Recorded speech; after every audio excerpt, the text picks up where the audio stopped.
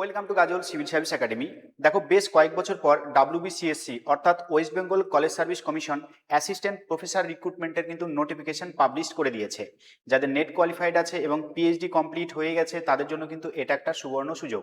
আমি এই ভিডিওর মাধ্যমে এলিজিবিলিটি ক্রাইটেরিয়া, তার সাথে সাথে ফর্ম ফিল আপ কবে থেকে শুরু হচ্ছে না হচ্ছে সমস্ত কিছু আমি আলোচনা করে দিচ্ছি।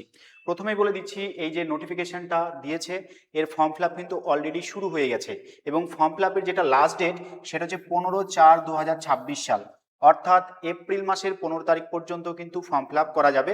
ফর্ম ফিল আপ কিন্তু অলরেডি শুরু হয়ে গেছে এবং তার সাথে সাথে বলে দিচ্ছি যে কোন ওয়েবসাইটে ফর্ম ফিল আপটা হবে। www.wbcsconline.in এই ওয়েবসাইটে গিয়ে কিন্তু ফর্ম ফিল আপটা করতে হবে। ঠিক আছে। আচ্ছা, এজ লিমিট কত হবে? হায়ার লেভেলের যেটা এজ, মানে এজের যে লিমিট আছে, ম্যাক্সিমাম যে লিমিট আছে জেনারেল ক্যান্ডিডেটদের জন্য, সেটা কিন্তু 40 বছর। 40 বছরের বেশি হলে কিন্তু অ্যাপ্লিকেশনটা করা যাবে না, 40 বছরের কম থাকতে হবে এজটা। এবং সেটা কত ডেট অনুসারে ক্যালকুলেশন হবে? সেটা হচ্ছে 1/1/2026, অর্থাৎ জানুয়ারি মাসের 1 তারিখ 2026 সাল হিসেবে কোনো ক্যান্ডিডেট যদি 40 বছর হয়ে থাকে বা তার নিচে হয়ে থাকে জেনারেলরা, সেক্ষেত্রে কিন্তু অ্যাপ্লিকেশন করতে পারবে। আর এসসি এসটিদের জন্য 5 বছরের ছাড় আছে, আর ওবিসিদের জন্য 3 বছরের ছাড় আছে। মানে এসসি এবং এসটি যদি ক্যান্ডিডেট হয় তাহলে 1/1/26 যদি 45 বছর বয়স হয় তবুও অ্যাপ্লিকেশনটা করতে পারবে। ঠিক আছে।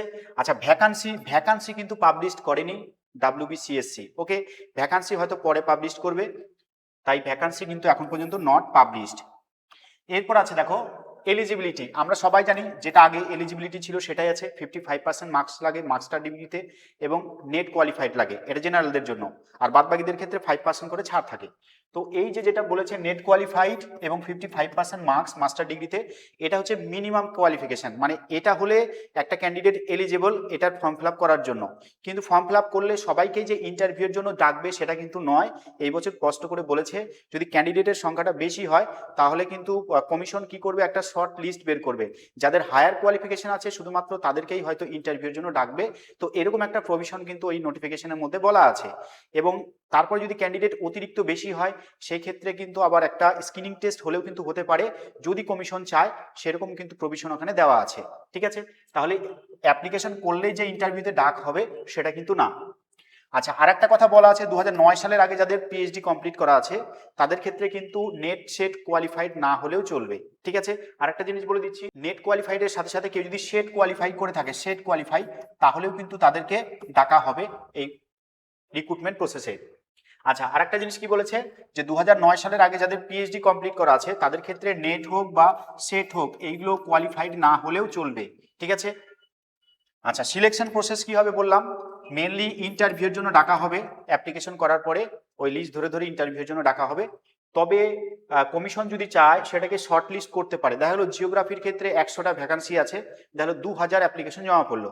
তো 2000 অ্যাপ্লিকেশনের ক্যান্ডিডেটের ইন্টারভিউ নিতে তো দীর্ঘ সময় লাগবে। সেক্ষেত্রে কমিশন যদি চায় তাহলে কিন্তু শর্ট লিস্ট করতে পারে, যেমন যাদের হায়ার কোয়ালিফিকেশন আছে তাদেরকেই হয়তো ডাকবে। ঠিক আছে। আর যদি কমিশন এটাও চায় যে অতিরিক্ত ক্যান্ডিডেট হয়ে আছে একটা স্ক্রিনিং টেস্ট নিব, কমিশন চাইলে কিন্তু সেটাও করতে পারে, সেটা কিন্তু নোটিফিকেশনে বলা আছে। আচ্ছা, আর কি বলা আছে? Application fees. দেখো, জেনারেলদের 2500 টাকা করে লাগবে অ্যাপ্লিকেশন ফিস। এটা এক ধরনের ডাকাতির মতো পরিস্থিতি। ঠিক আছে। ভ্যাকান্সি হয়তো খুবই কম থাকবে, জেনারেল ক্যান্ডিডেটদের দেখো বলছে 2500 টাকা লাগবে অ্যাপ্লিকেশন করতে। আর বাদ বাকি এসসি এসটি ওবিসি ইডাব্লিউএস যাই থাকুক না কেন, বাদ বাকি সবার জন্য সেটা কত আছে না 1250 টাকা করে কিন্তু লাগবে অ্যাপ্লিকেশন ফিস। ঠিক আছে। মানে এটা একদম আনএক্সপেক্টেড, এত টাকা অ্যাপ্লিকেশন ফিসেই যদি লাগে, ঠিক আছে, তারপরে কি হবে ভগবানই জানে। এখানে একটা কথা বলেছে দেখো, যাদের স্যাক্টের মাধ্যমে রিক্রুটমেন্ট হয়ে আছে তাদের ক্ষেত্রে কিন্তু এক্সপিরিয়েন্স সার্টিফিকেট অবশ্যই জমা করতে হবে। ঠিক আছে। তাহলে স্যাক্টের মাধ্যমে আমাদের ওয়েস্ট বেঙ্গলে হিউজ অ্যামাউন্টের কিন্তু রিক্রুটমেন্ট অনেকদিন আগে হয়ে আছে। তো তাদের অনেকে 4 বছর 5 বছর 6 বছর জব করা হয়ে গেল, তারা কি করবে, অবশ্যই এক্সপিরিয়েন্স সার্টিফিকেট কিন্তু সাবমিট করতে হবে ফর্ম ফিল আপের সময়। সেক্ষেত্রে তাদের কিন্তু এক্সপিরিয়েন্সের সার্টিফিকেটের জন্য মার্কস পাবে। ঠিক আছে। তাহলে এটাই ছিল আমাদের ছোট্ট ভিডিও।